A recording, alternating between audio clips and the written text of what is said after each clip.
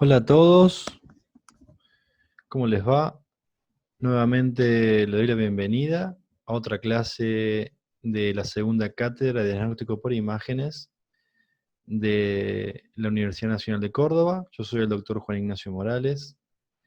Lo voy a estar acompañando en la clase de medicina del deporte. También voy a dar la segunda parte de la clase de lo que es columna y en la clase de intervencionismo periférico y vascular. Bueno, en este momento me toca hablar de lo que es las imágenes en medicina del deporte, y como el título indica, vamos a hablar de las lesiones traumáticas, de la anatomía de principalmente de las extremidades y la pelvis. Em, También vamos a hablar de las lesiones musculares con su valoración ecográfica. Y vamos a hacer una leve revisión de lo que son las articulaciones que más frecuentemente nosotros valoramos por imágenes, como son la rodilla y el hombro. Pero previamente a esto, voy a hacer un breve repaso anatómico para que veamos un poco la anatomía normal y avancemos en el tema. Bueno, el aparato locomotor está compuesto por, como ustedes saben, por músculos, por tendones, que son las estructuras fibroligamentarias que unen generalmente un músculo con un hueso, por ligamentos, que son estructuras fibroligamentarias que unen hueso por hueso. También está compuesta por hueso propiamente dicho, y por el cartílago articular, que es la superficie de la articulación que lubrica y a su vez tiene contacto con la otra superficie para poder realizar los movimientos normales. ¿Qué valoramos generalmente de las articulaciones? Bueno, y de los huesos, las alineaciones y los espacios articulares en lo que es radiología convencional. El aparato locomotor tiene muchos métodos de rutina para valorarlo. En las partes blandas, principalmente lo que son músculos y algunos tendones principales, usamos la ecografía.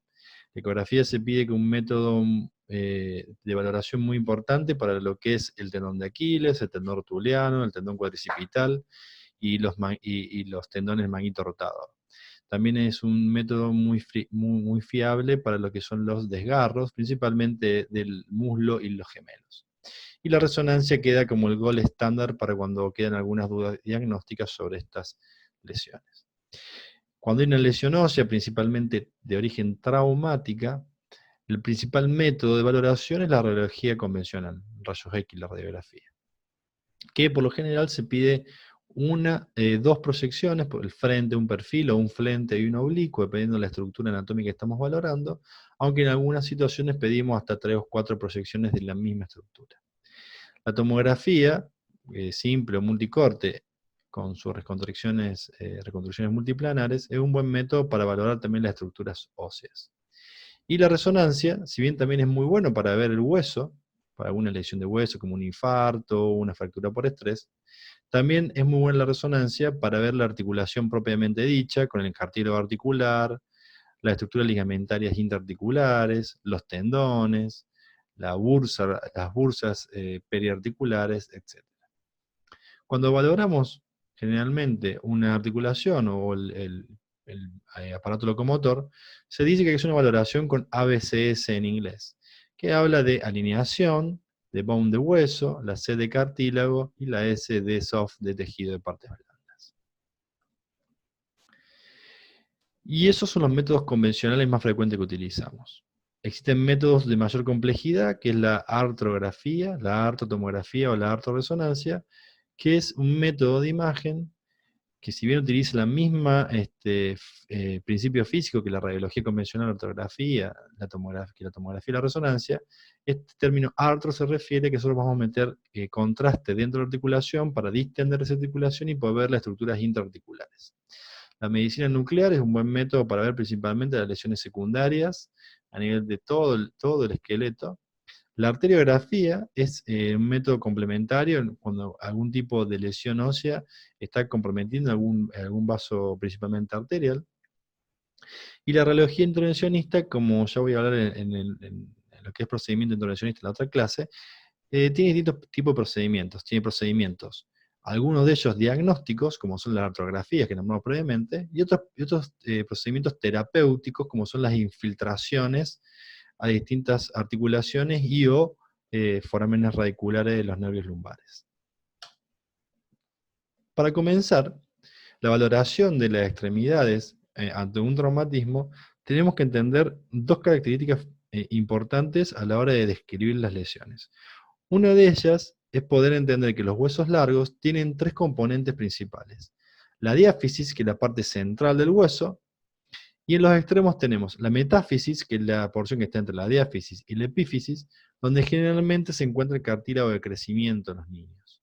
Y la epífisis es donde se encuentra la superficie articular en los extremos del hueso. En este caso, por ejemplo, hablamos de la epífisis distal del fémur, y la cabeza del fémur con el cuello que estaría por acá arriba sería la epífisis proximal, ¿no es cierto? Obviamente, para continuar, tenemos que conocer un poco de la estructura que estamos viendo, cuáles son las características normales. Si nosotros vemos cualquier tipo de hueso o articulación, tenemos que reconocer. Esta estructura lineal blanca se llama la región cortical, esto se llama el canal medular o médula ósea. Ligeramente por fuera, la linita esa oscurita que está acá, o radiolúcida, es el periósteo. Esta línea radiolúcida que se ve en los niños en la metáfisis es el cartílago de crecimiento. Y esto distal es la epífisis, la epífisis distal del fémur. Como ustedes ven, está la articulación fémoro-tibial, donde se ve a su vez también el espacio articular fémoro-tibial externo, porque está el peroné, y fémoro-tibial interno. Bueno, entonces vamos a empezar a ver un poco de anatomía general de los huesos. Fíjense que este que tenemos acá es una vista de frente, una vista anterior del húmero, ¿sí? Como dijimos previamente, nosotros podemos dividir en la epífisis, la metáfisis, la diáfisis, la metáfisis distal y la epífisis distal. Pero también cuando nosotros describimos en radiología van a ver que describimos como tercio proximal, tercio medio o tercio distal. Las dos características de descripción son valederas y son importantes a la hora de describir los hallazgos. Aunque a veces también tenemos que describir otras características cuando tengamos algún tipo de fractura, que lo voy a hablar más adelante. Para que ustedes vean, empezamos con una radiografía de frente que quiero mostrar la articulación gleno-humeral o escápulo-humeral, donde está la glena escapular que articula con la cabeza del húmero, ¿sí? El húmero tiene en el tercio proximal la cabeza del húmero, y acá esta estructura se llama troquíter, donde inserta principalmente el tendón del músculo supraespinoso e infraespinoso. Y bueno, en la radiografía queda un espacio donde estaría el tendón que se llama espacio subacromial, porque este es el acromión y se articula generalmente el acromión con la clavícula y forma la articulación acromioclavicular. Fíjense que a su vez podemos ver esta estructura, la prominencia, que es la apófisis coracoides. Muy bien. También tenemos, bueno, este sería el húmero, fíjense que ya lo nombramos al húmero y lo mostramos, y vamos a ver el tercio distal del húmero, que se articula generalmente con la cabeza del radio y con el cúbito para formar la articulación del codo. ¿Y cuál es la importancia de conocer anatómicamente el codo? Bueno, que tenemos que describir algunas estructuras importantes, como es la cabeza del radio, como es la apófisis coronoides, esta que está acá del cúbito, y como es el olecranon, este que está acá. ¿Sí? A su vez, el húmero en el tercio distal, en la epífisis, tiene en la región externa el epicóndilo, este es el famoso cóndilo, acá tenemos la tróclea del húmero, y esta es la región epitroclear, la región interna. Y distalmente, después de pasar por el codo, vemos los huesos largos del radio y cúbito, y vemos lo que es la articulación de la muñeca, y vemos la mano. La articulación de la muñeca tenemos la articulación principal, radio cubital distal, que es el radio cubital distal, ¿sí? Radio y cúbito distal, y tenemos la primera articulación radiocarpiana, porque estos huesos que están acá son los huesos del carpo en la mano, carpo, que están formados por el escafoides, el semilunar, piramidal y pisiforme superpuestos. En la segunda línea tenemos desde el primer dedo hacia el quinto, trapecio, trapezoide, el hueso grande, fíjense que es más grande, y hueso ganchoso con el gancho ahí. Bien, y estos huesos largos que están acá en esta mano, ya estamos hablando de la mano, hablamos de los metacarpianos, desde el primer metacarpiano hacia el quinto metacarpiano.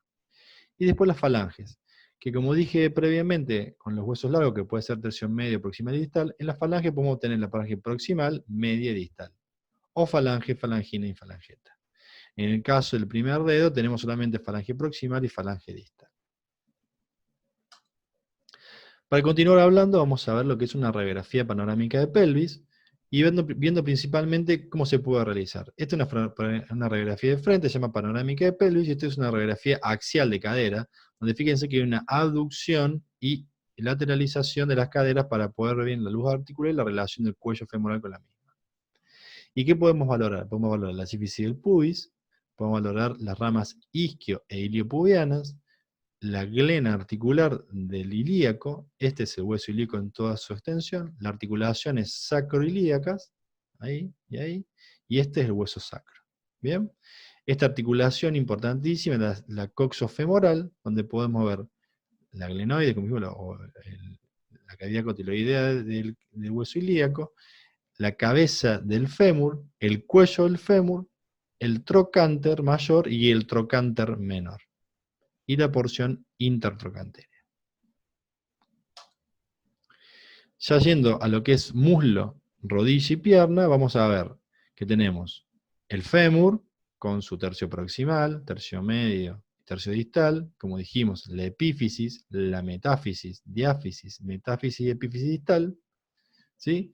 Que tiene distintos componentes. En lo que es el tercio distal del fémur, con el tercio proximal de la tibia, tenemos una de las articulaciones más importantes en la parte deportiva, que es la rodilla. La rodilla en radiografía convencional, como varias articulaciones, se valoran en planos convergentes, en dos planos distintos. A veces son planos en 90 grados, a veces son planos, un plano de frente y un plano oblicuo de articulación para poder ver todas las estructuras óseas. En este caso es una radiografía de frente y perfil, donde podemos valorar el tercio distal del fémur con el cóndilo interno y el cóndilo externo, el platillo tibial externo, las espinas tibiales, donde inserta el ligamento cruzado anterior, y el platillo tibial interno. En el perfil podemos ver la rótula, que es el hueso sesamoideo más grande del cuerpo, obviamente, como dijimos, los cóndilos superpuestos, los platillos tibiales superpuestos, las espinas tibiales en el perfil, y esta estructura grasa que tenemos acá, que es el triángulo graso de Hoffa. ¿Bien? Fíjense que en el frente del perfil también podemos ver el extremo proximal o la cabeza del perone. Y bien, otra articulación importante que tenemos que ver, la articulación del tobillo, y también tenemos que ver el pie y el retropié. La articulación del tobillo está formada principalmente por el tercio distal de la tibia, el tercio distal del peroné y el astrágalo. Acuérdense que acá tenemos la famosa articulación, la sindesmosis tibio-peronea distal. Generalmente al extremo distal del peroné se llama maleolo externo, y el extremo distal sobre la zona interna de la tibia es el maleolo interno. Esta articulación tibio-astragalina es muy importante, donde tenemos el astrágalo. Este es el astrágalo, es un hueso del tarso, que tiene el domo astragalino, el cuello y la cabeza del astrágalo. Por debajo articula con el calcáneo. Fíjense que el calcáneo es un hueso prominente, importante, el retropié, donde la parte posterior se inserta lo que es el tendón de Aquiles. Por delante del mismo tenemos este triángulo graso, se llama triángulo graso de Käger, ¿sí? Y en la parte inferior del calcáneo también tenemos, esto se llama entesofito, que es el famoso espolón calcáneo, donde se inserta la fascia plantaris, y que se produce la famosa fascitis plantar. Y después vamos a ver los otros huesos del tarso, donde tenemos, como dijimos previamente, el astrágalo, el calcáneo, el escafoides, al igual que en la muñeca hay un escafoides. Acá tenemos superpuesto el hueso cuboides y superpuestas las tres cuñas, como ven acá. Fíjense que acá tenemos el escafoides, las tres cuñas y el cuboides. Las tres cuñas están superpuestas acá. Y después tenemos acá los huesos del metatarso, que vamos desde el primer dedo, el primer metatarsiano, y el quinto metatarsiano. Bueno, para continuar, una vez analizado las estructuras anatómicas, vamos a continuar con las lesiones óseas traumáticas propiamente dichas. Bueno, como vemos en esta diapositiva, tenemos 4 métodos por imágenes distintos. Esto es una radiografía simple de rodilla de frente, donde vemos una fractura conminuta del tercio proximal del peroné. Esto es una tomografía axial computada, perdón, una tomografía multicorte en los planos axiales de articulación de la cadera coxofemoral y una fractura con múltiples trazos a nivel del acetábulo. Esto es una resonancia magnética en plano axial, secuencia T2, donde se ve mucho líquido intraarticular y una lesión del labrum articular. Y esto que tenemos acá es una arteriografía en un paciente que tiene una trombosis de la arteria poplitea, que seguramente debido a esto que está acá, que es una varilla de arma de fuego. Fíjense que la estructura del aparato locomotor puede ser valorada por distintos métodos, como dijimos previamente.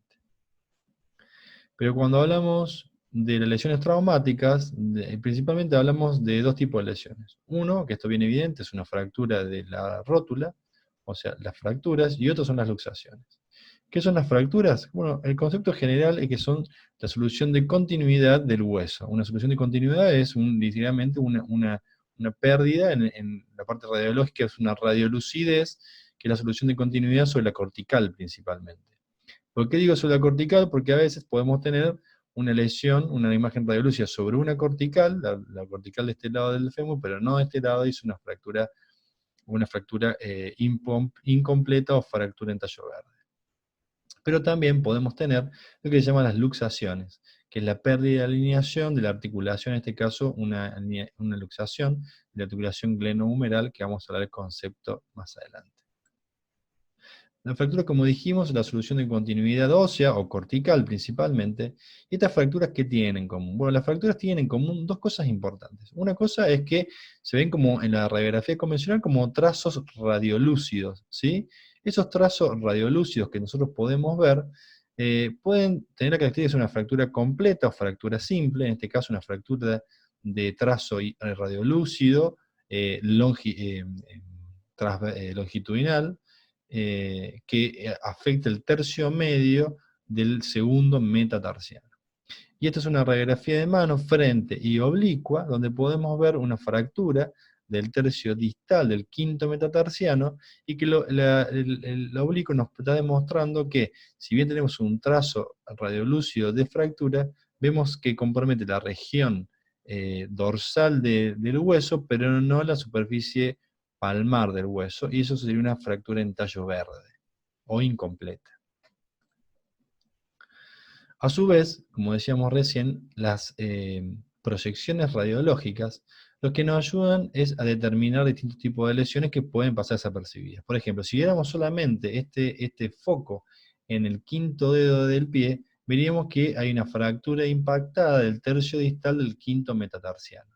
Ahora, si analizamos el oblicuo, que nos deja ver en otras proyecciones, por ejemplo el cuarto metatarsiano, vemos que hay fractura del segundo metatarsiano, del tercer metatarsiano, del cuarto metatarsiano y del quinto metatarsiano.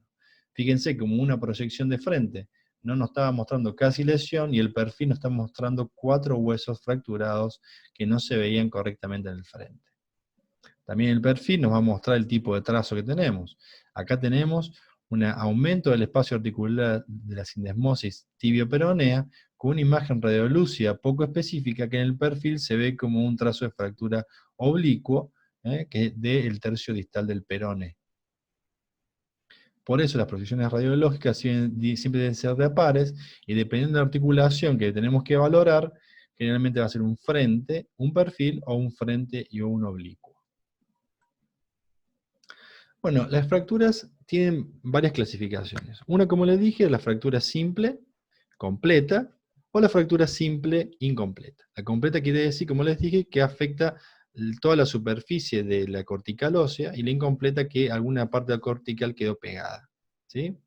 No existe el nombre de fractura parcial. Acuérdense que es fractura completa o fractura incompleta, ¿sí? Estas también las llamamos a veces fracturas en tallo verde, como una ramita de tallo verde que ustedes no lo rompen y hay una parte del tallo que no se rompe. Y las fracturas conminutas son aquellas fracturas que tienen más de 2 trazos fracturarios. ¿Bien? Como ustedes ven más de 2 trazos, hablamos de fracturas conminutas. A su vez, las fracturas simples se van a caracterizar según el trazo que tengan, que lo vamos a hablar más adelante. Las fracturas por estrés son fracturas generalmente por sobreuso, en quienes se dan generalmente en pacientes muy atletas, en maratonistas, en futbolistas y demás. Este es un tipo de fractura por estrés que en la radiografía es difícil de verlo, pero cuando hacemos la resonancia vemos el trazo hipointenso de fractura con importante edema adyacente y edema de la médula ósea. Muchas veces la fractura por estrés en radiología simple no se la ve y la vemos recién cuando hacemos la resonancia. Y la fractura patológica habla de una fractura que se produce en el hueso con una lesión ósea previa, que puede ser benigna o maligna. Lo que es patológico es la fractura, porque tiene una lesión previa que la está desencadenando. No quiere decir que la fractura esté en relación a un tumor maligno, ¿sí? Se refiere a la fractura patológica cuando hay una fractura con una lesión ósea previa, ya sea maligna o benigna. Por eso en este caso le estoy mostrando que las fracturas se pueden dar solo en tumores, como esto es un encondroma del tercio proximal del peroné, y acá podríamos tener tranquilamente una fractura y es un tumor benigno. O una fractura en este hueso que está todo apolillado con una infiltración geográfica y es un tumor supuestamente maligno que puede también tener una fractura. Entonces, recuerden bien el concepto de fractura patológica. Bueno, y para seguir clasificando las fracturas óseas, hay que saber este concepto de la fractura abierta o cerrada. No es un término que tenga una validez radiológica, porque en radiografía no vamos a ver si la fractura es abierta o cerrada, sino la fractura abierta es cuando hay una laceración de las partes blandas, principalmente de la piel, y el hueso contacta con el exterior. La fractura cerrada, obviamente, no comunica la piel, no hay lesión de la piel por fuera, y entonces el hueso no comunicó nunca con el exterior. La diferencia es que esta fractura abierta se considera una fractura contaminada y por consiguiente el traumatólogo debe operarla y limpiar muy bien el hueso. Entonces, y la fractura cerrada, en cambio, puede ponerse un yeso o hacer una cirugía solo para hacer la osteosíntesis de esa fractura, pero no para limpiar el hueso porque no tuvo contacto con el exterior y no está contaminada la cerrada. Como dijimos previamente, las fracturas acordes, o están acorde al traumatismo, van a poder ser completas o incompletas. Como le dije previamente, la completa es cuando la solución de continuidad afecta a la cortical completamente, en todo el diámetro transverso del hueso que está afectado, y las fracturas incompletas son las fracturas, como le dije, por ejemplo, en tallo verde, donde una superficie articular no está comprometida. Otro tipo de clasificación es si una fractura es simple, o un trazo simple de fractura, o con minuta que tiene varios trazos de fractura. Y los trazos simples a su vez se pueden caracterizar como una fractura que es transverso al eje longitudinal, lineal, oblicua, ¿sí? Espiroidea, porque hace un ligero zigzag en la oblicuidad, con minuta porque tiene más de 2 trazos fracturarios, o en tallo verde, fíjense como les dije previamente, porque hay una superficie cortical comprometida, pero la otra no. ¿Sí? Otra clasificación son las fracturas avulsivas, son las fracturas que se dan generalmente donde hay una inserción de un tendón o un ligamento en el hueso. Muy frecuentemente la base del quinto metatarsiano, donde se inserta el tendón de la porción corta del peroné. Y las fracturas impactadas son fracturas incompletas, generalmente se puede caracterizar, pero son fracturas en los niños cuando las dos superficies articulares están impactadas y hay una rugosidad más que un trazo de fractura. Acá tenemos un ejemplo de eso. Acá tenemos una fractura impactada en el tercio distal del radio que se le llama en pediatría fractura en torus. Acá tenemos una fractura, un trazo de fractura transverso, pero con un acabalgamiento de los trazos fracturarios. Fíjense que el cabo proximal, el cabo distal, está cabalgado con el cabo proximal. Y esto es una fractura con minuta porque tenemos varios trazos de fractura a nivel de la rótula, donde podemos ver los múltiples trazos y puede decir que una fractura completa con minuta. Obviamente, como le dije previamente, si la fractura es de un hueso largo, lo caracterizamos simplemente como tercio distal, medio o proximal. También es muy importante decir, aparte de la caracterización, decir si está comprometido el extremo proximal o distal, si hay compromiso de la superficie articular, y depende de la región anatómica, también puede decir qué hueso está comprometido, y por ejemplo, si esto es el tercio proximal del fémur, es una fractura intertrocanteria que está afectando el tercio proximal del fémur. Esta es una fractura del tercio distal de la tibia de aspecto espiroidea. Para hablar más de lo mismo, fíjense en la localización anatómica que tenemos. Esto es una fractura del tercio distal del radio, impactada, con compromiso de la superficie articular. Eso es muy importante nombrarlo porque sabemos cuál puede ser la secuela, que es la artrosis. Esta es una fractura, fíjense, en el perfil, se me quedó de vuelta la imagen, perdón, de la parte inferior de la rótula. Es una fractura que compromete la superficie articular. ¿Qué pasa generalmente con esto? Cuando hacemos una tomografía o una resonancia, vamos a ver el signo característico cuando la fractura contacta con la articulación, que es la lipohemartrosis. ¿Por qué?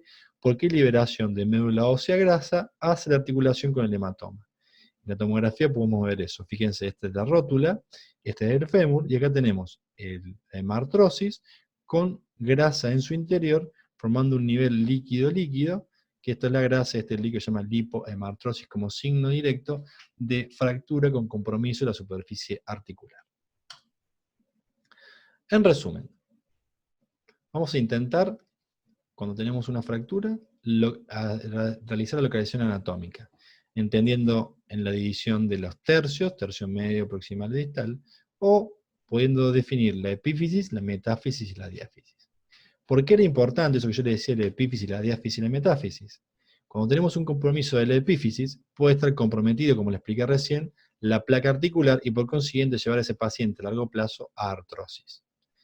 La metáfisis puede comprometer en los niños y adolescentes el cartílago de crecimiento, y por eso es importante decir si hay compromiso de la metáfisis por el trazo fracturario o no. Y la diáfisis generalmente, en la parte media del hueso, a ver qué tipo de trazo tienen para ver si son fracturas estables o inestables. Si son estables, podrán llevar un yeso, y si son inestables, podremos realizar una cirugía con una osteosíntesis para fijarlo. Y ver si existe deviación o acabalgamiento de los cabos fracturarios, como le mostré un ejemplo. Las claves diagnósticas en imágenes. La clave diagnóstica que tenemos es ver la discontinuidad cortical, o sea, la imagen que yo le dije, radiolúcida cortical. Es el trazo fracturario radiolúcido. Podemos ver una doble línea, como le mostré en la fractura del torus, que puede ser el acabalgamiento del hueso uno sobre el otro, y una irregularidad cortical con acabalgamiento de los cabos. Y también podemos tener irregularidad o desviación del hueso cuando tenemos una fractura en tallo verde. Hay una irregularidad o una línea radiolúcida de un extremo del hueso, y en la otra parte no vamos a ver la imagen en radiolúcida y puede estar el hueso angulado. Obviamente también hay signos un poquito menos específicos, como son la coalescencia trabecular de la médula, cuando la médula pierde el patrón normal, y se pueden ver líneas densas de fracturas, como por ejemplo la fractura por estrés. Bastante difícil verlo en radiografía convencional, muchas veces terminamos en la resonancia como método de elección. También tenemos que valorar la desviación de los ejes óseos, como les mostré el acabalgamiento, la desviación. Bueno, uno puede ver la tumefacción de partes blandas en radiología en resonancia, la presencia del derrame articular, y como un signo importante de compromiso en tomografía principalmente de las estructuras con componente articular, la lipohemartrosis. Y como un resumen general vamos a hacer lo siguiente. Vamos a pensar que las fracturas pueden ser traumáticas. Estas fracturas traumáticas pueden ser simples o conminutas. Las fracturas conminutas son un diagnóstico sencillo, son más de 2 trazos fracturarios, pero son de difícil tratamiento. Y las fracturas simples pueden ser incompletas, como les dije, o completas. Las incompletas se ven en niños principalmente, y tenemos la fractura en tallo verde o la fractura en torus en el tercio distal del radio, y las fracturas completas tienen signos clásicos que son los que nombramos previamente. Las fracturas no traumáticas, que pueden ser la fractura patológica o por estrés, donde la fractura por estrés se ve una línea densa en radiología convencional, puede no vérsela cuando no sospechamos, y vamos al mejor método, que es la resonancia. Y la fractura patológica se debe ver lesiones adyacentes al trazo hipodenso o fracturario, como pueden ser lesiones benignas, como les dije, o lesiones malignas. Una vez analizado el tema de las fracturas, voy a ver el concepto general. No quiero avanzar mucho sobre el tema de luxaciones porque es un tema muy complejo, pero voy a ver una revisión. Simplemente decirle que la luxación es la pérdida completa de continuidad de una superficie articular de dos huesos. Como la luxación, una de las luxaciones más frecuentes que tenemos es la luxación del hombro, la glenohumeral y la luxación anterior. ¿Sí? La subluxación es la más frecuente de todas las subluxaciones que podemos ver en imagenología, la subluxación acromioclavicular, cuando hay indemne algunos de los ligamentos que contienen esa articulación y por consiguiente hay una incongruencia articular, pero parcial. ¿Sí? Y la diastasis son cuando tenemos separación de articulaciones fijas, como sinartrosis y anfiartrosis, principalmente las suturas craneales son las que pueden producir diastasis, y esas vamos a ver ese tipo de luxaciones. Bueno, pero para avanzar, si bien la luxación fue muy rápido, y realmente quería ver solamente la terminología para que la tengan precisa, quiero que veamos el tema de lesiones musculares, rodilla y hombro. Bueno, las lesiones musculares que podemos valorar, principalmente en todo deportista vamos a tener lesiones musculares en lo que es el muslo, tanto en la cara anterior como en cara posterior, isquiotibiales y los músculos de la región del bíceps femoral, la región del vasto interno, vasto externo, y las lesiones musculares de los gemelos. Bueno, pero ¿cuál es la terminología? El desgarro es la ruptura de las fibras musculares, que pueden presentar o no hematoma asociado. O sea, no quiere decir que uno tenga un hematoma y por consiguiente tenga sí o sí desgarro. O sea, el desgarro puede estar sin hematoma. El método de elección, bueno, en la práctica general, el método de elección, por disponibilidad, por sensibilidad, especificidad, la ecografía. Pero el método gol estándar, el método que define cuando uno no encuentra nada, o cuando tiene que definir bien el tipo de desgarro, es la resonancia. Hay varias clasificaciones de desgarros musculares, pero voy a usar esta clasificación que es muy simple, que habla del desgarro grado 1, que es el desgarro incipiente de la microarquitectura muscular, el desgarro grado 2, cuando hay una parte del músculo que ha perdido la ecoestructura muscular y por consiguiente hay una ruptura parcial del músculo, y el desgarro grado 3, cuando hay grandes extensiones de la masa muscular que se ha cortado completamente. En la ecografía, en esa caracterización, como decimos, el grado 1 son fundamentalmente lesiones microscópicas.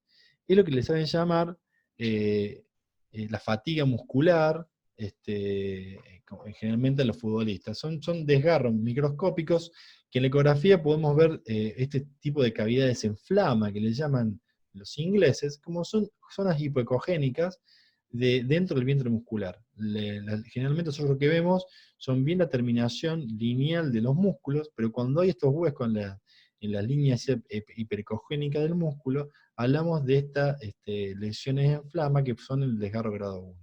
Generalmente, ¿cómo la encontramos? Porque el paciente nos dice que le duele ahí, por consiguiente vamos a buscar la ecoestructura muscular alterada. En cambio, el desgarro grado 2, hay una solución de continuidad del músculo. Hay una interrupción de los septos fibroadiposos y hay un hueco hipoecogénico. Y adentro puede haber hematoma como no. Fíjense, este es un caso donde hay hematoma. Hay una alteración difusa de la ecoestructura muscular, fíjense que el músculo se puso todo blanco, y hay una ligera desinserción de una parte del músculo con un hematoma en su interior. Este es un ejemplo poco frecuente, pero podemos verlo en gemelo interno. Y el ejemplo más frecuente en lo que es los isquiotibiales es esta alteración difusa de la ecoestructura, donde hay una hipoecogenicidad difusa, con pérdida de la ecoestructura. Fíjense que la ecoestructura normal son estas imágenes hiperecogénicas, lineales. Esa alteración difusa es el grado 2. Y ya cuando avanzamos al grado 3, es la separación completa y retracción del músculo a sus extremos, que generalmente eso está ocupado por un hematoma. Este caso es bien característico, directamente vemos el músculo retraído con una cavidad hemática compleja, loculada, con un desgarro grado 3. En este caso, el músculo está retraído, la porción miotendinosa está alterada, y acá tenemos el hueco hipoecogénico que es el hematoma. Entonces hicimos un análisis muy simple, rápido, de lo que son los desgarros musculares y su valoración ecográfica. Vamos a continuar con lo que son las lesiones de rodilla. Bueno, la rodilla es una articulación que puede tener, para su valoración, puede tener distintos síntomas, como son el dolor, hinchazón, el bloqueo articular y inestabilidad. Estos dos últimos son los signos más característicos de la lesión del menisco o la lesión de los ligamentos, y estos son los síntomas más inespecíficos que pueden estar asociados a otra patología. Como decimos, la articulación es una articulación tricompartimental, porque tenemos tres compartimentos: los compartimentos femorotibiales, interno y externo, y el compartimento femoropatelar. Son diartrosis. Y generalmente están unidos por ligamentos y tendones. Como dijimos, los ligamentos unen hueso con hueso, y los tendones unen músculo con hueso. Perdón, acá se me corrió un poco la diapositiva. Estas figuras anatómicas nos muestran muy bien lo que es el extremo distal del fémur, la patela o la rótula, el tendón cuadricipital, el músculo del cuádriceps, el tendón rotuliano con su inserción en la tuberosidad anterior de la tibia, y este es el extremo proximal de la tibia. Por dentro de la articulación, nosotros podemos ver las estructuras que nos interesan valorar, que son el ligamento cruzado anterior, el ligamento cruzado posterior, los meniscos, el menisco externo y el menisco interno, y los ligamentos, ligamento colateral interno y ligamento colateral externo. Como dijimos, los componentes importantes, que ya lo dije previamente, son la articulación femorotibial y femoropatelar. Los ligamentos que queríamos valorar son el ligamento cruzado anterior, que es este que está acá en resonancia, y el ligamento cruzado posterior, este que está acá en resonancia. Es importante entender que estos ligamentos cruzados se pueden valorar solamente por resonancia nuclear magnética, no se puede valorar ni por tomografía ni por ecografía. El ligamento cruzado anterior es un ligamento muy importante, si bien es bastante más finito que el ligamento cruzado posterior que ven acá, tiene bastante sensibilidad para la propiocepción del miembro inferior. Entonces, por consiguiente, cuando este ligamento se pierde, la sensibilidad sobre lo que es la inestabilidad de esa rodilla se pierde completamente. El ligamento cruzado posterior tiene una porción se inserta la porción retroespinosa de la tibia y va a la cara interior del cóndilo interno. Fíjense que esto va a la porción retroespinosa de la tibia y va hacia la cara interna del cóndilo femoral interno. ¿Sí? Fíjense acá cómo va de arriba hacia abajo, de adelante hacia atrás, ¿sí? Y se inserta, como dijimos, en esa región. Se ve muy bien en el plano sagital en resonancia. Es un tendón bastante grueso e importante. El ligamento cruzado anterior tiene dos inserciones distales, que son en la superficie anteriores de las espinas tibiales, y se inserta en la cara interna del cóndilo femoral externo, a diferencia del cruzado posterior, que se insertaba en la cara interna del cóndilo femoral interno. Los ligamentos laterales dan estabilidad para el bostezo interno y el bostezo externo, que son las maniobras semiológicas para verlo. El ligamento interno va de la región medial del cóndilo interno a la porción más elevada de la tibia, y el ligamento colateral externo va del cóndilo externo a la cabeza del peroné. Fíjense, de la región interna del cóndilo hacia la tibia, y de la región lateral del cóndilo externo a la cabeza del peroné, el externo. El tendón del músculo popliteo, bueno, el músculo popliteo es un músculo que está en la región posterior y que se inserta en la región lateral del cóndilo femoral externo. Se lo muestro porque es un músculo que es poco aprendido y poco explorado, porque es bastante importante verlo en resonancia. Existen unos ligamentos pequeños que van desde la cara posterior del menisco externo y se van hacia los cóndilos, y se llaman ligamento anterior de Humphrey o ligamento posterior de Wisberg. Este sería el anterior y este sería el posterior. Y como ligamentos en la rodilla también tenemos ligamento yugal. Los cónyuges, que ustedes saben, sus padres que son cónyuges, están unidos por un yusgo, que es esto es el yusgo. Entonces es la unión entre dos estructuras. Y este ligamento yugal une el cuerno anterior de ambos meniscos. Es el ligamento transverso, ligamento yugal. Y la otra estructura que tenemos que valorar en la rodilla son los meniscos. El menisco interno, que tiene forma de C, y el menisco externo, que tiene forma de O. ¿Para qué sirven los meniscos? Son las estructuras más importantes en la amortiguación de la articulación de la rodilla. Son estructuras fibrocartilaginosas que en la resonancia se ven muy bien como triángulos hipointensos o negros, y que son muy bien valorados por resonancia. En la imagen normal podemos ver muy bien el menisco interno, el menisco externo, el ligamento cruzado anterior y el ligamento cruzado posterior en coronal. En sagital vemos el cruzado anterior, los meniscos. Bueno, Una vez que hablamos de la anatomía normal, rápidamente de la rodilla, vamos a ver los métodos que tenemos para valorarlo. La radiografía simple, como dijimos previamente, es un método primordial para valorar el hueso, ¿sí? La ventaja es que es rápida, económica, es accesible porque la tenemos muy disponible en todos lados, y es bueno para valorar el hueso y la articulación, principalmente los cambios degenerativos, la artrosis.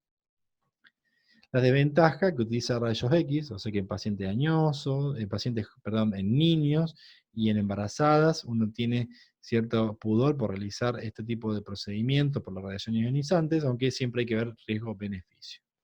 Y tiene información limitada sobre lo que es ligamento, menisco, tendones, etc.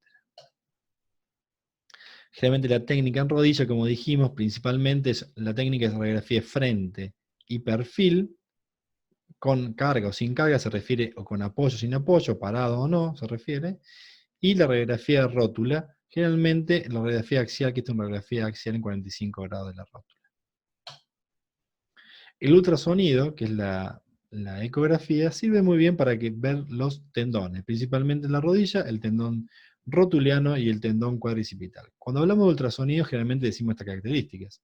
Es relativamente económico, las ondas de sonido reflejan la interfase de los tejidos blandos, no utiliza radiaciones ionizantes, sí, la controversia es que operador dependiente, y sirve muy bien para ver algunos ligamentos y tendones, principalmente los tendones, las masas de parte blanda, o ayudarnos a realizar biopsias o infiltraciones.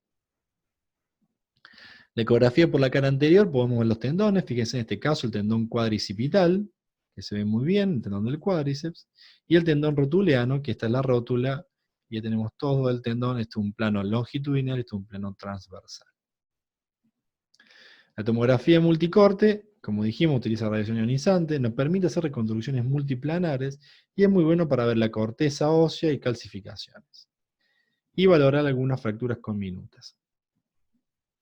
La desventaja son las dosis, el artefacto con metal, si tiene cirugías previas no podemos realizarlo, y como siempre es pobre en caracterización de partes blandas.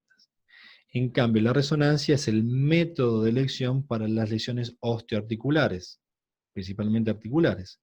Nos da información multiplanar, o sea, en plano axial, sagital y coronal, y tiene excelente contraste de los tejidos. Podemos diferenciar muy bien los ligamentos, tendones y meniscos.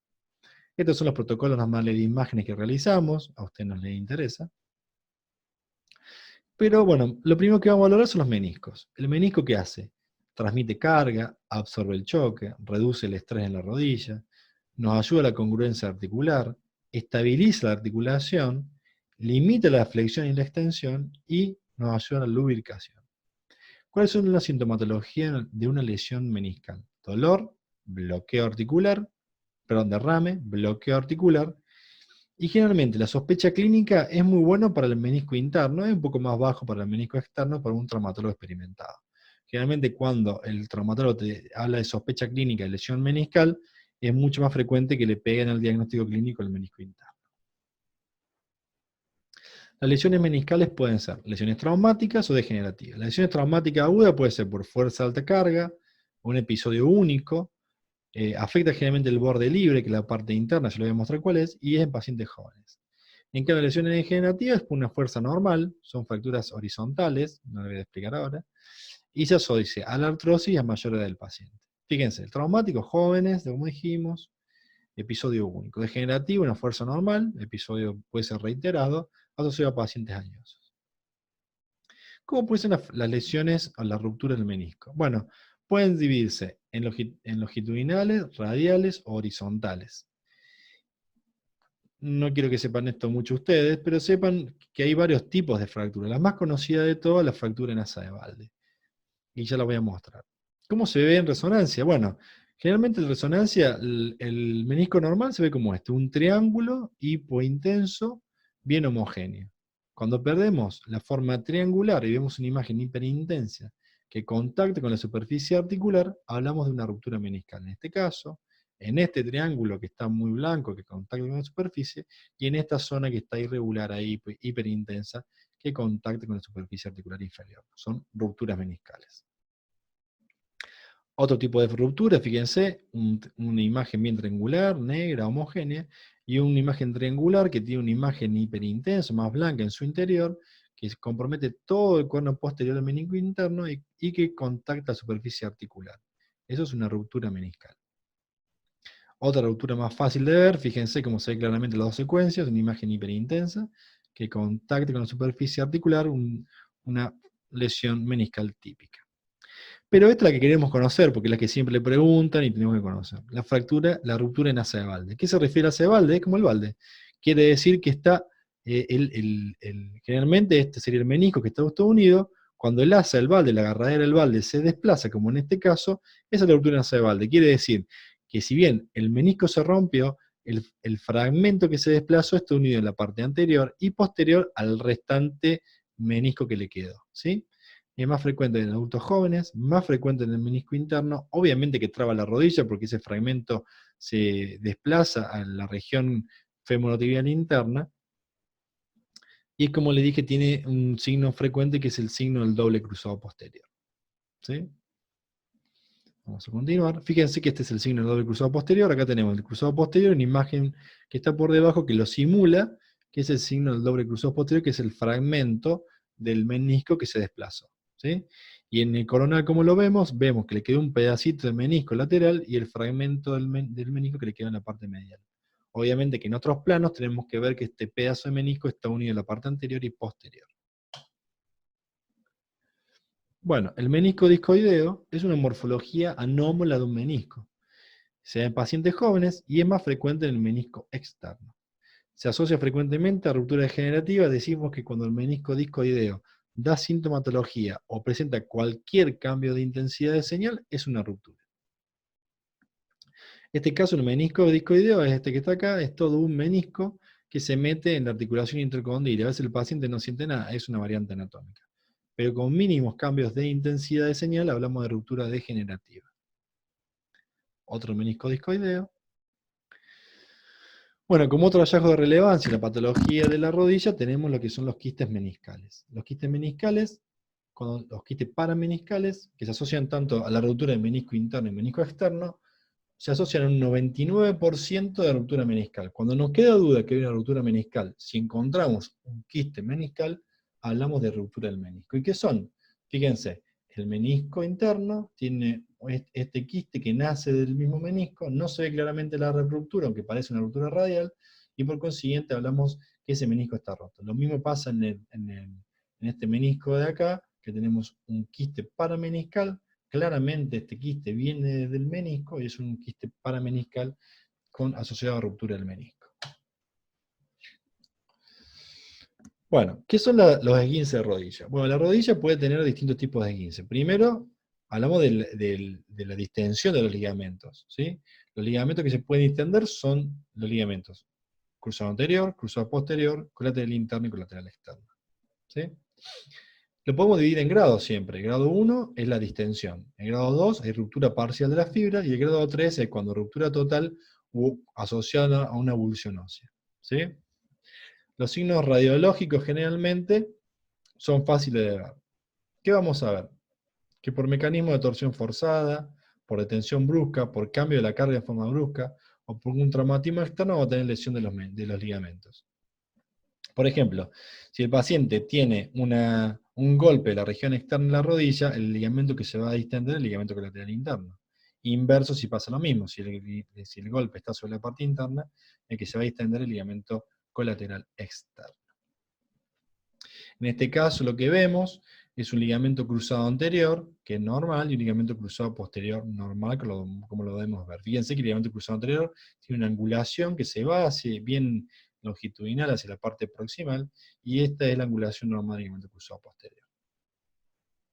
Acá ya tenemos una alteración, fíjense. Esto es una secuencia de STIR donde se ve muy bien el edema, tenemos lipohemartrosis, tenemos acá grasa, tenemos la colección hemática, tenemos una contusión ósea importante con una excavación sobre la cortical, y tenemos una avulsión en la inserción ósea del ligamento cruzado anterior e importante alteración de señal y angulación del mismo.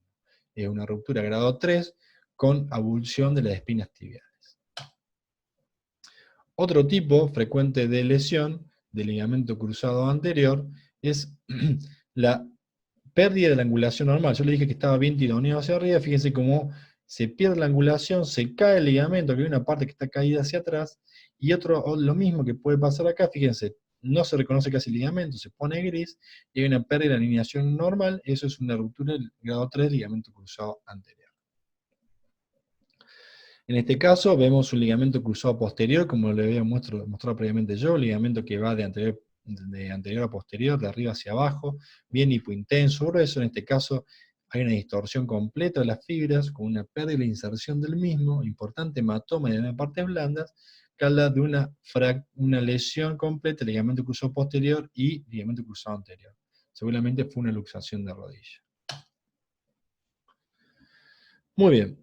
Para continuar e ir terminando con la parte de rodilla, hablamos de la rótula. Es muy importante que ustedes conozcan que hay inestabilidad de la rótula, y eso se asocia muy frecuentemente en la valoración radiológica a la morfología. Cuando las superficies articulares de la rótula son bien homogéneas y son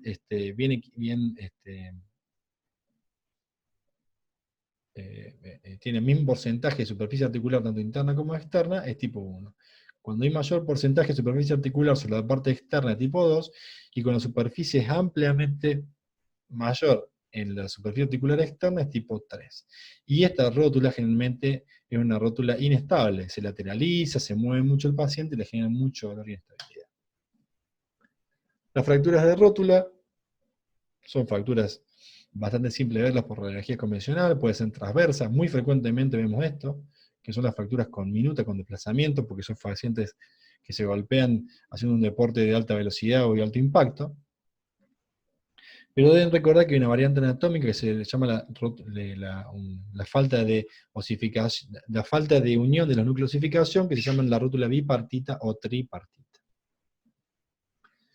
Bueno, hemos finalizado con la parte de la rodilla. Ha sido mucha información. Espero haberlo ayudado con la parte de rodilla. Vamos a avanzar con el hombro para finalizar con esta clase de la parte de medicina del deporte. Vamos a hacer un análisis del recuerdo anatómico numeral, del manguito rotador y del espacio subacromial, y posteriormente vamos a ver las lesiones tendinosas. Acuérdense que el hombro es una de las articulaciones que tiene mayor movimiento. Depende mucho de la congruencia de la cabeza del húmero con la glena y el rodete glenoideo, ¿sí? El mecanismo del movimiento de los manguitos rotadores es fundamental para ese movimiento y del músculo deltoides.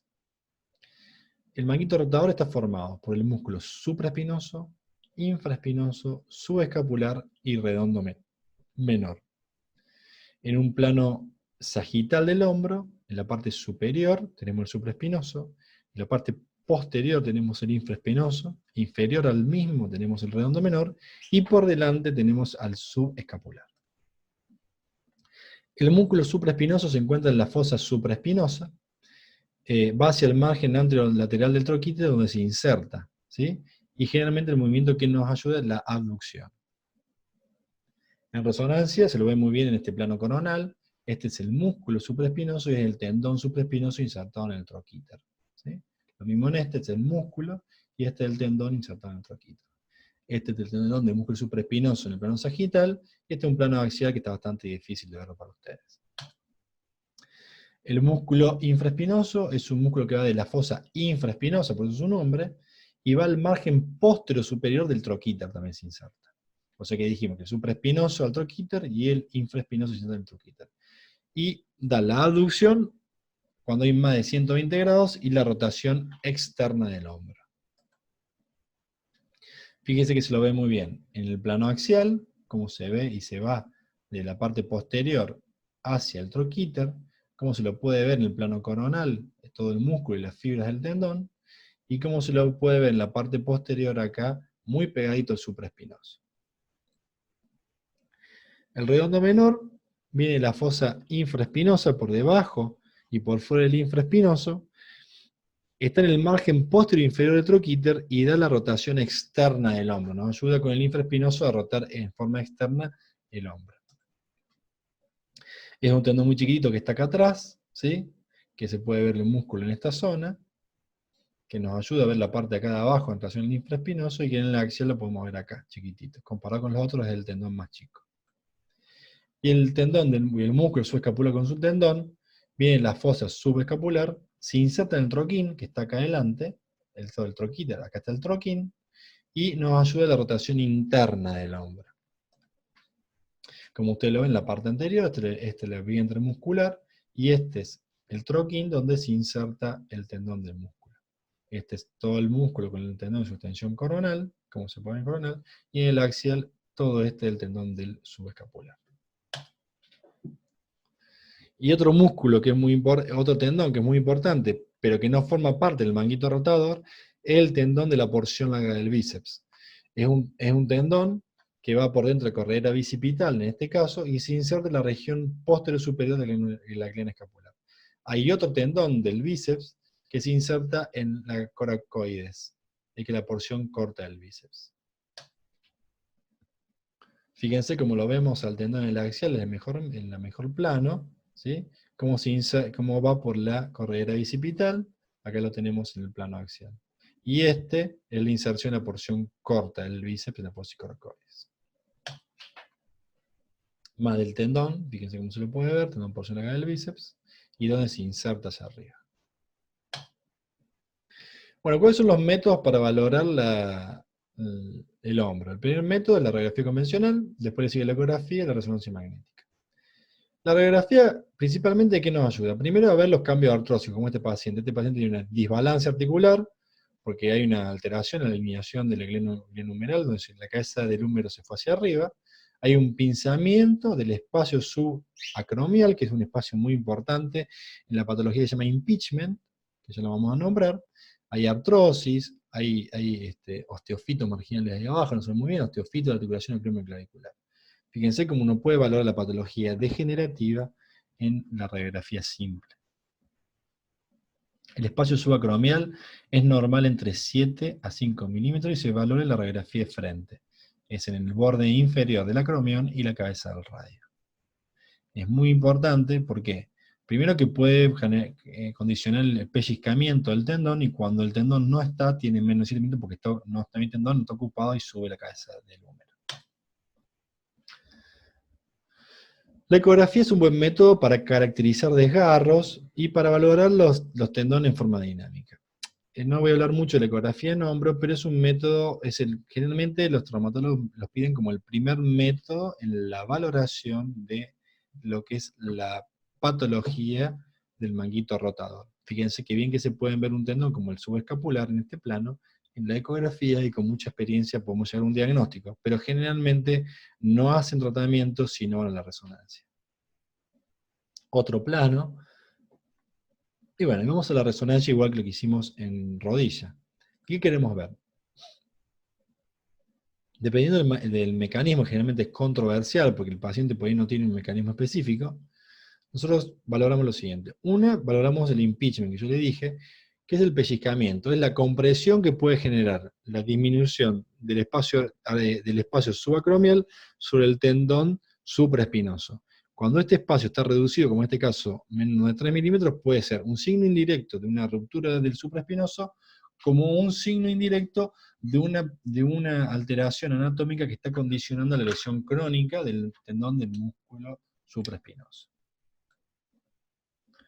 Acá tenemos una ruptura completa del tendón del músculo supraespinoso. Ven que hay líquido en el troquíter, no está insertado el tendón está por acá, y hay un pinzamiento importante del espacio subacromial. Acá más de lo mismo, no hay tendón, hay líquido ocupado y hay un pinzamiento del espacio subacromial. Hay distintas causas del pinzamiento. Yo le quise poner esto de impeachment para que ustedes lo escuchen por primera vez por lo menos. Cuando empiecen a ver la parte de traumatología, o cuando avancen su formación, van a escuchar varias veces el pellizcamiento en muchas articulaciones, pero la más importante es en cadera y en hombro. Por eso quise que ustedes lo escucharan por primera vez y lo vieran. Las causas anatómicas pueden estar generando el impeachment. Una causa es un acromión agresivo, se habla de un acromión de morfología alterada. La presencia de osteofitos puede ser otra causa de impeachment, calcificación del ligamento coracoacromial y la presencia de un ojo acromial, ¿sí? Y hay causas anatómicas por rotación forzada o caídas que nos pueden alterar el espacio subacromial y por consiguiente la lesión del supraespinoso. La más frecuente que vemos en resonancia es la valoración de anatomía normal. Si el acromión en el plano sagital es plano, como ven acá, la parte inferior, es tipo 1. Si es cóncava la parte inferior del acromión, es un acromión tipo 2. Si es un ganchito, como este de acá, que tiene una forma de gancho acá en la parte de abajo, es tipo 3. Y si es convexo hacia abajo, es un tipo 4. Es bastante simple de verlo, pero estas morfologías, generalmente la 3 y la 4, están muy asociadas al impeachment. La otra son calcificaciones. Fíjese, un paciente que tiene una calcificación grosera, ¿sí? Como cuando este paciente va a subir el hombro hacia arriba, va a golpear sobre el acromión y va a generar impeachment, va a empeorar.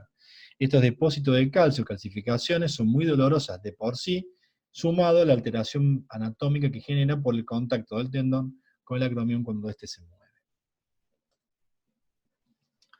Un poco de atrofia muscular. La atrofia muscular generalmente eh,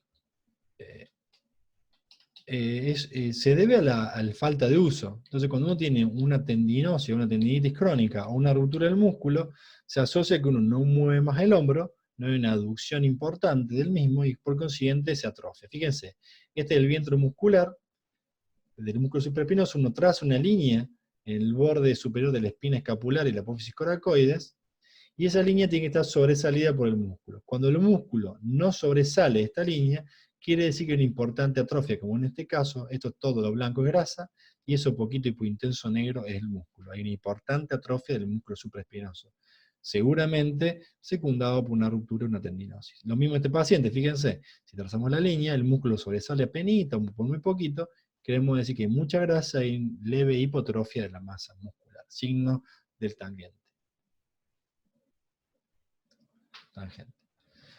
Bien, la degeneración grasa también puede ser por deterioro cognitivo o neurológico, el paciente no mueve, está espástico y no mueve los músculos, o por artrosis glenohumeral, que tampoco el paciente va a mover el músculo por la artrosis y el dolor que tiene, y por consiguiente vamos a tener esta infiltración grasa difusa de varios músculos, y la degeneración grasa habla de atrofia, hipotrofia, músculo que va a ser difícil de recuperar.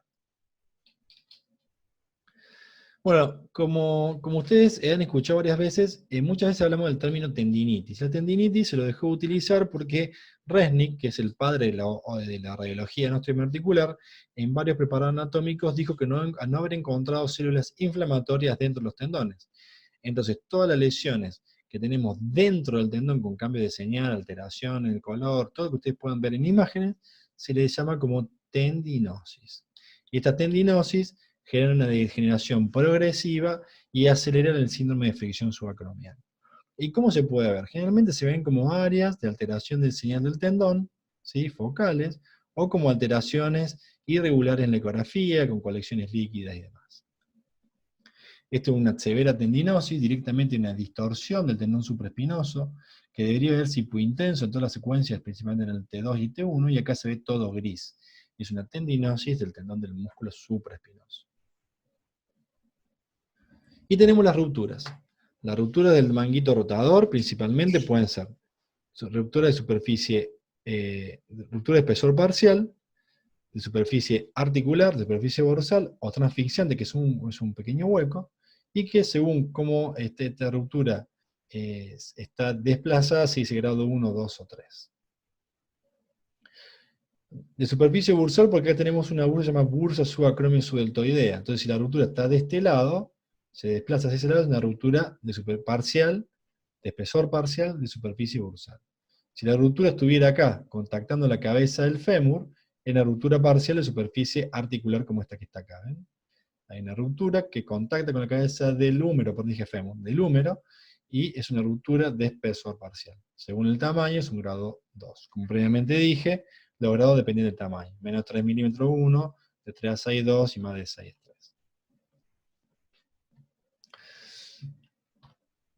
Muy bien. Vamos a continuar. Y la ruptura completa es la ruptura de todo el espesor del tendón, ¿sí? Y que puede tener retracciones del tendón, que puede ser pequeño, menos de 1 centímetro, mediano de 1 a 3, de 3 a 5 grandes, y más de 5 una ruptura masiva o muy grande. Esta es una ruptura grande o masiva, esta también una ruptura mediana, ¿sí? Donde todo el músculo el tendón está desplazado. Es importante reconocer el tamaño del desgarro para ver tratamiento quirúrgico. Cuando generalmente el desgarro o la lesión tiene más de 4 centímetros, hablamos de una lesión irreparable porque mucha retracción y se lo puede traer el músculo hacia adelante. Estos son signos típicos de una ruptura espesor completo, otra ruptura espesor completo 14 milímetros, otra ruptura espesor completo mucho más grande. En ecografía también se lo puede ver, es bastante simple, siempre va la resonancia, pero fíjense, como no reconocemos el tendón, está reemplazado por líquido y es una ruptura espesor completo. Bien, para terminar de hablar, vamos a hablar del compromiso de la porción axial del bíceps. La porción axial del bíceps puede estar muy frecuentemente comprometida. 70% de las lesiones que tenemos son lesiones simples o rupturas, y a veces tenemos subluxaciones o luxaciones del mismo. Fíjense, en la correa bicipital no tenemos la porción axial del bíceps, este se luxó con asociación a la ruptura del tendón del subescapular. ¿Por qué se da esto generalmente? Porque el tendón del músculo subescapular se centra en el troquín y generalmente de un ligamento transverso. Cuando el subescapular se rompe, que este que está acá que está roto, se rompe el ligamento transverso que contenía al bíceps y el bíceps se luxa. No quiere decir que tenga una lesión del bíceps, sino que ha perdido su alineación normal y por consiguiente el músculo va a perder su funcionalidad. Lo mismo en este caso, que el bíceps que tiene que estar por acá se luxó la parte media. ¿Cómo se pueden ver los cambios inflamatorios de la tendinosis? Bueno, en ecografía fíjense que es muy fácil, porque es un tendón que está muy superficial, en vez de ser aplanado se pone bien redondo, tiene mucho líquido peritendinoso. Esta es la resonancia de ese mismo paciente, cómo se ve el líquido y cómo el tendón se pone bien redondito. Otra resonancia con un tendón subluxado, lo mismo la ecografía, esta es la correa bicipital y el tendón subluxo en la región media. Bueno, espero haber sido práctico, simple. Espero haberles aportado conocimientos sobre la patología osteoarticular. Vamos a encontrarnos en la clase de revisión y espero sus aportes en línea, tanto en la descripción y los comentarios del video, así como también en la clase presencial que tengamos. Les agradezco mucho, muchas gracias a todos.